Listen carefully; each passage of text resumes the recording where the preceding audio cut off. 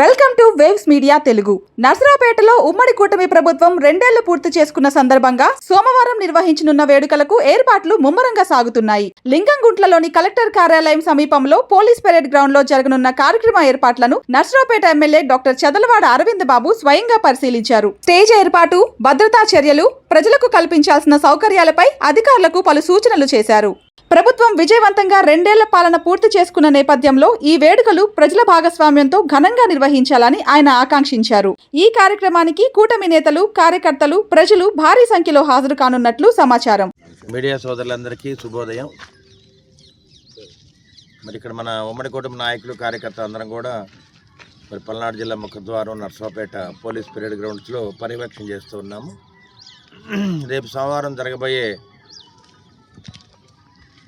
ఉమ్మడి కూటమి పరిపాలన 2 సంవత్సరాలు పూర్తయిన సందర్భంగా విజయోత్సవ ర్యాలీ చేసుకుంటూ మరి ఈ కార్యక్రమానికి మన ప్రీతమ నేత నారా చంద్రబాబు నాయుడు ముఖ్యమంత్రిగా, అదేవిధంగా పవన్ కళ్యాణ్ గారు డిప్యూటీ సీఎంగా ఈ 2 సంవత్సరాల పరిపాలనలో మనం ఏమి విజయాలు సాధించాము, మరి ఎవరెవరికి వ్యవస్థలన్నింటినీ కూడా ఏ విధంగా మనం అండగా ఉన్నామని చెప్పి సమీక్ష చేసుకొని మనం చేసిన కార్యక్రమాలని ప్రజల్లో తీసుకెళ్ళడానికి మరి పల్నాడు జిల్లా ముఖద్వారం నర్సరావుపేటలో పోలీస్ పెరేడ్ గ్రౌండ్స్లో సోమవారం పూట ఉదయం 10ంటికి అంటే అనగా 15వ తేదీన మరి అన్ని పార్టీ నాయకులు, కార్యకర్తలు, ఉమ్మడి కూటమి నాయకులు, కార్యకర్తలు, అదేవిధంగా మరి అన్ని గ్రామ ప్రజలు అందరూ కూడా ఈ కార్యక్రమాన్ని హాజరై వేలాదిగా పాల్గొని దాదాపు 10,000 మంది నుంచి 15,000 మంది దాకా ఈ కార్యక్రమాన్ని హాజరవుతారు. కాబట్టి ఈ కార్యక్రమాన్ని విజయవంతం చేయడానికి మేము వాళ్ళ పోలీస్ పెరేడ్ గ్రౌండ్కి రావడం జరిగింది. పర్యవేక్షిస్తూ ఉన్నాము.